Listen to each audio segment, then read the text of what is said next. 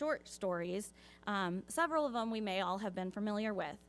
Jesus likes to use these stories to talk to his disciples, and I think it still works for us today, helping us kind of get an image of what he's trying to talk about. The parable of the mustard seed, which is what I'm going to focus on because I feel like that's the one we hear all the time and we're most familiar with. It's often referred to as a way to talk about faith, about if you have a faith as small as a mustard seed, you can do great things. But I look at it, and to me it says, when you read the passage, it talks about being the kingdom of heaven is like a mustard seed. Now, I first heard the story that I can remember is when I was at camp, and we were hiking up to Mount Pinos on the McGill Trail. And oftentimes, camp counselors like to engage the campers in different games and activities because it's a long, long hike. And I remember very clearly one time they stopped us next to this big bush that had yellow flowers all over it. And they said, "This is a mustard plant." And they actually said, "Take a little piece of it and taste it." And I was not so sure about that because we were out in the middle of the wilderness and this was a tree, and they're saying, "Taste it." And it actually tasted like mustard, oddly enough. But they told us the parable, and they told us about the faith of a mustard seed and how that can grow into the great things of that bush. And they had us look at all the other bushes that were there that just happened on their own. Nobody planted those. Those are spread naturally. So when we look at the Bible, it says the kingdom of heaven is like a mustard seed, not necessarily our faith, which I think it's a great picture as well. It makes me take a second look at the passage and think about what it means. While the image of something small becoming great is the kingdom of heaven coming from the small seed and becoming something larger than we can even imagine. This parable shows us that there's a huge growth that can come for working for the kingdom of God.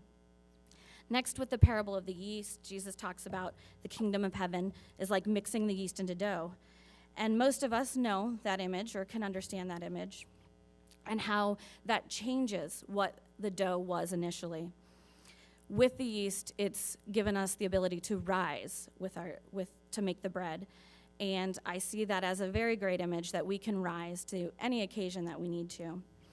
But beyond this, I see the yeast being a change agent. And that's where I see the kingdom of heaven, us as being the kingdom of heaven. We are able to be a change agent in everything we do.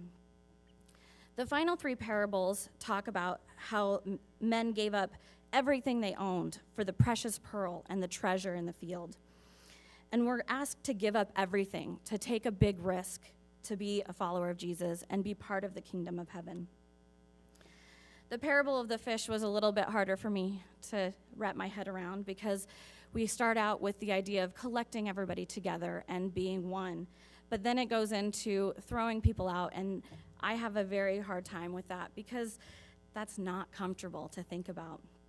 And so I don't have an answer for what to do with that. I believe that it's okay to not have the answer sometimes and to take the time to look at it further. And that is something I think I will continue to do so I can wrap my head around why we would include that as with the rest of these parables. The best part of this passage was when we got to the end and Jesus says, "Do you understand?" And the disciples were very quick to say yes.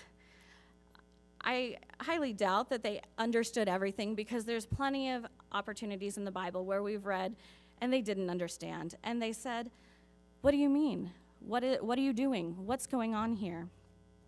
So I had to kind of chuckle that they were really excited to say, "Yes, we understand." So Jesus then asks them, "Okay, if you understand, then what are you going to do?"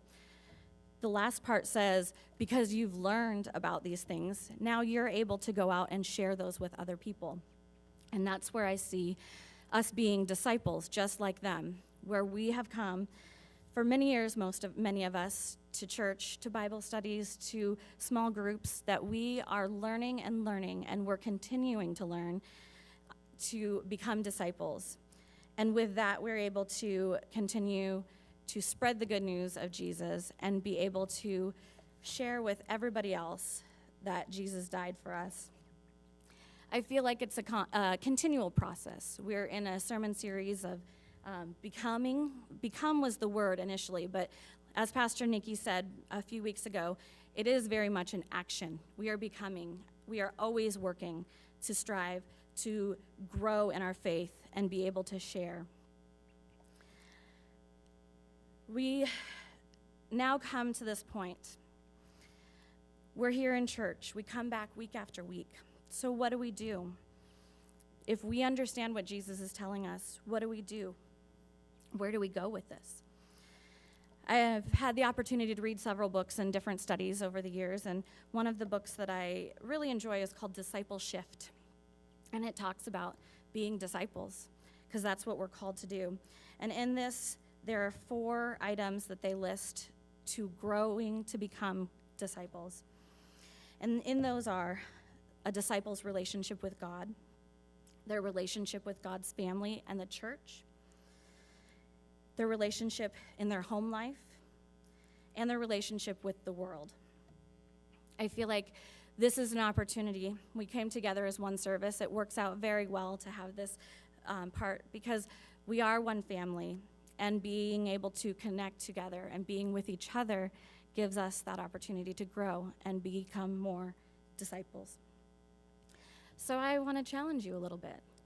What this week or in the next few weeks are you able to discern in your life that you could maybe start growing with your relationship with God, with your church family, in your home life, or in the outside world?